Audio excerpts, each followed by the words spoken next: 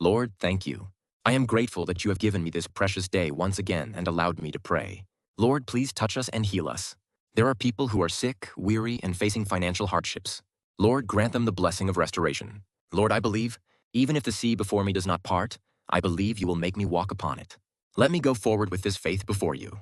And I confess that the problems before me are smaller than you. Help me to praise the Lord who is the greatest and the highest.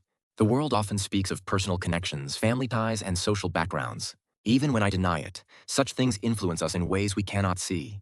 But Lord, I give up all of that and depend only on you. I cling to you. Please use me and restore me. Let me treasure the time of prayer and open the door of prayer wider, so I may share deeper fellowship with you. As you said, this kind can come out only by prayer. I know well how important prayer is. Lord, make us pray more and in your mercy intervene in our lives more directly, so that we may feel your presence deeply. In our workplaces, companies, and homes, help us always walk with you, be conscious of you, and feel you. I begin this day with prayer, and I entrust it all to you. Thank you. I pray in the name of Jesus, the one who loves me most and whom I love the most. Amen.